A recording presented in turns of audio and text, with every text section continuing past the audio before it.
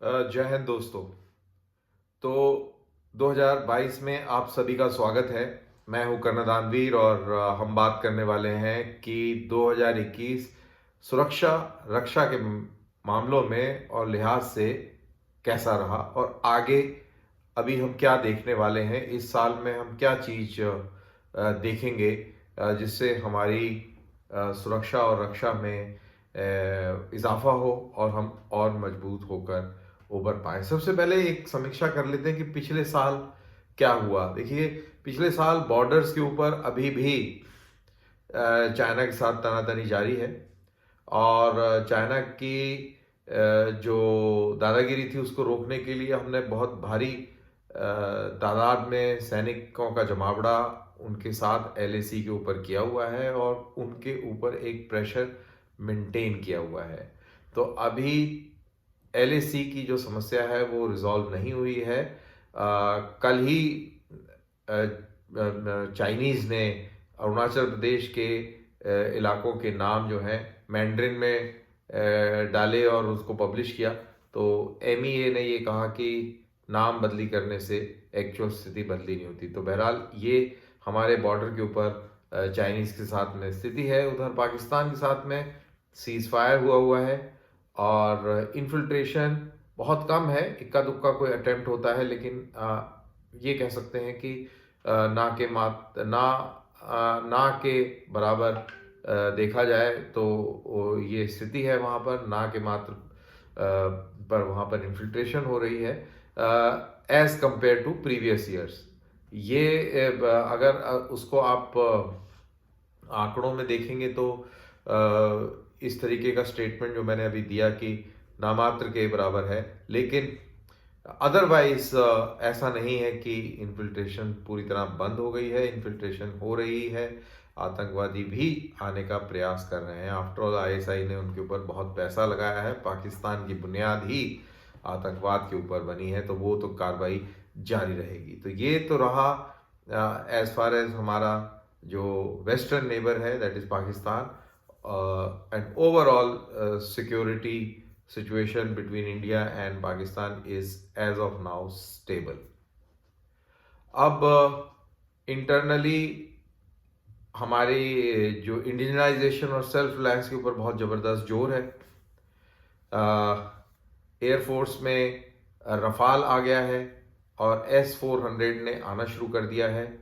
उधर नेवी के अंदर बहुत नए किस्म के युद्धपोत जो हैं वो इस साल दाखिल हुए नेवी में, और पनडुब्बियाँ भी इस साल में काफ़ी इंडक्ट हुई।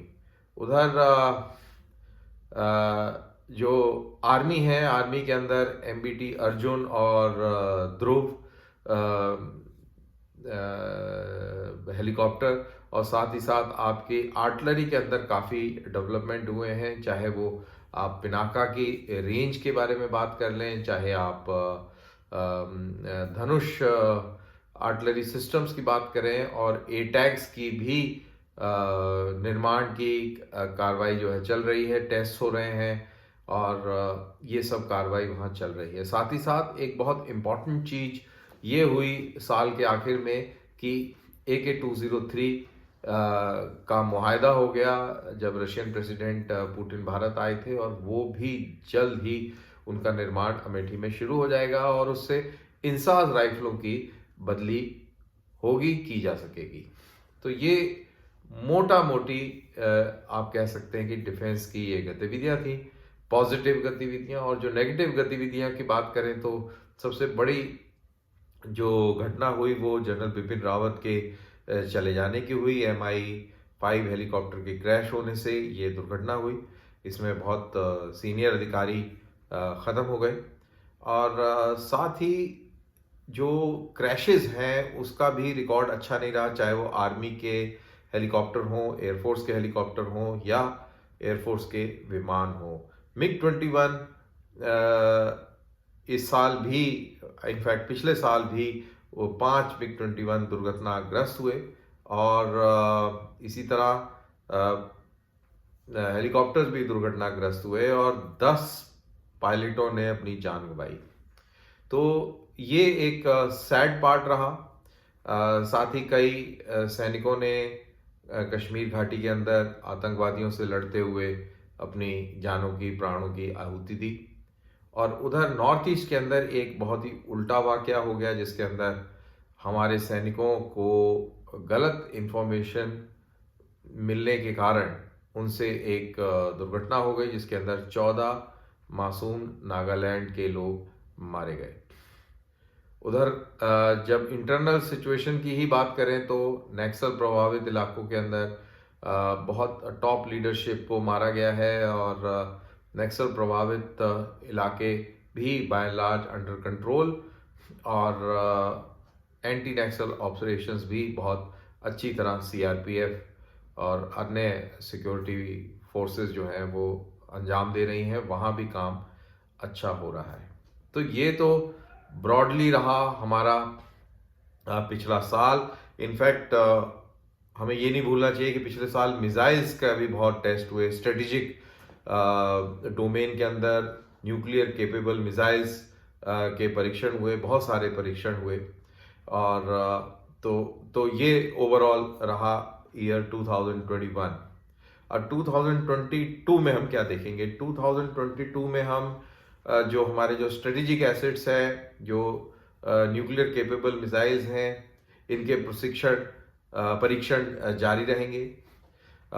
हाइपरसोनिक मिसाइल का टेस्ट हो सकता है कि आपको याद हो कि 2020 में हाइपरसोनिक मिसाइल्स का टेस्ट हुआ था। उसके बाद उनके इम्प्रूवमेंट पर काम चल रहा है। और हाइपरसोनिक मिसाइल्स इसलिए इम्पॉर्टेंट है, अगर आपने S-400 का शील्ड अगर तोड़ना है, अगर अम्ब्रेला, एयर डिफेंस अम्ब्रेला को भेदना है, तो आप और किसी मिसाइल से नहीं भेज सकते। वो सिर्फ और सिर्फ हाइपरसोनिक मिसाइल से ही भेज सकते हैं। इस दुनिया में मेरे ख्याल से शायद 4 ही ऐसे मुल्क हैं जिनके पास हाइपरसोनिक मिसाइल की काबिलियत है, और उसके अंदर हिंदुस्तान भी शुमार है। इंडिया के पास भी हाइपरसोनिक मिसाइल कैपेबिलिटी है, जो हमने 2020 के अंदर दुनिया को दिखा दी है। उसके ऊपर इम्प्रूवमेंट और हो सकता है कि कुछ इफेक्टिव ट्रायल्स और शायद इंडक्शन भी इस साल आप और हम इस हाइपरसोनिक मिसाइल का देख सकते हैं। साथ ही हम LCA मार्क 2 के अंदर कुछ पेशरफ देखेंगे। वहीं सुनने में ये आ रहा है कि रफाल मरीन एयरक्राफ्ट जो है वो शायद भारतीय नेवी के अंदर इंडक्ट हो जाए। अभी कुछ ही दिनों के बाद ये खबर आई है कि अगले आने वाले कुछ दिन के अंदर इनफैक्ट रफाल M जो है भारत आएंगे, डेमोन्स्ट्रेशन के लिए आएंगे, और वो डेमोन्स्ट्रेट करेंगे। बेसिकली हमें एक एयरक्राफ्ट चाहिए जो एयरक्राफ्ट कैरियर्स के ऊपर से परवाज भर सके, टेक ऑफ कर सके। स्पेशली जो हमारा नया एयरक्राफ्ट कैरियर बन रहा है विक्रांत, जिसके सी ट्रायल्स चल रहे हैं, उसके ऊपर हमें डिप्लॉय करने के लिए एसिड्स चाहिए जो कि इफेक्टिव हों। MiG-29 केज हैं हमारे पास, लेकिन उतने इफेक्टिव नहीं हैं। वहीं MiG-21 की तलाश की बदली के प्रयास जारी रहेंगे। वो सफल होंगे कि नहीं होंगे ये तो नहीं कह सकते, क्योंकि लगता नहीं है कि उस दिशा में कोई इस तरीके की कोई पहल करी जा रही है। उम्मीद है कि ये जो 2 स्क्वाड्रन जो MiG-21 के बचे हैं, इनको फेज आउट करके और इनकी जगह कोई रिप्लेसमेंट लाके खड़ा किया जाए। वैसे कहते हैं कि तेजस एक इसकी रिप्लेसमेंट है, तो तेजस का प्रोडक्शन बढ़ाना पड़ेगा। और साथ ही चेतक और चीता जो हेलीकॉप्टर है इंडियन आर्मी की एविएशन में और एयरफोर्स में और नेवी में, कोस्ट गार्ड में, इनकी भी जल्द से जल्द बदली करनी है। और वो शायद लाइट यूटिलिटी हेलीकॉप्टर जो ध्रुव के फैमिली का है उससे करी जाए, और उसके ट्रायल्स भी कंप्लीट हो गए हैं। शायद वो इंडक्शन भी उसका शुरू हो गया है। उसके ऊपर भी और ज़्यादा रिसर्च और उसके प्रोडक्शन को भी और तेज़ी लाने की उसमें ज़रूरत है। फिर हम नेवी के साइड में देख सकते हैं कि जो 3rd एयरक्राफ्ट कैरियर की जो बात अभी तक हो रही थी, फिर जनरल बिपिन रावत के CDS बनने के बाद उस पर कोई रोक सी लग गई। तो हो सकता है कि उस रोक को हटा दिया जाए और विराट नाम का एयरक्राफ्ट कैरियर जो कि ड्राइंग बोर्ड पर है उसको बनने की मंजूरी मिल जाए, क्योंकि इंडिया को अपनी ब्लू वाटर नेवी को एक्सपेंड करने की बहुत बड़ी रिक्वायरमेंट है, और वो रिक्वायरमेंट ऐसे ऐसे एयरक्राफ्ट कैरियर से ही फुलफिल होती है। तो ये कुछ मोटे मोटे और अहम पॉइंटर्स हैं जिसके ऊपर हमें ध्यान देना पड़ेगा 2022 के अंदर as far as arm forces और डिफेंस इज कंसर्न। साथ ही हम ये भी देख सकते हैं कि डिफेंस रिलेटेड मिलिट्री सैटेलाइट्स भी स्पेस में छोड़ी जाएं, और क्योंकि आर्मी की तरफ से रिक्वायरमेंट है कि हमें 4 स्पेशलाइज्ड मिलिट्री सैटेलाइट्स चाहिए। इसकी डिमांड भी 2020 में की गई थी, तो उम्मीद है कि शायद 2022 में ऐसी कुछ सैटेलाइट्स भी डिप्लॉय करी जाएं फॉर सर्विलेंस एंड कम्युनिकेशन। तो ये था ओवरऑल डिफेंस के रिलेटेड एक शॉर्ट में आपको एक समरी दी मैंने कि क्या हुआ और क्या हो सकता है। आई एम श्योर आपको ये पसंद आया होगा। प्लीज़ लाइक कीजिए, शेयर कीजिए और इंतज़ार कीजिए अगले वीडियो का। जय हिंद।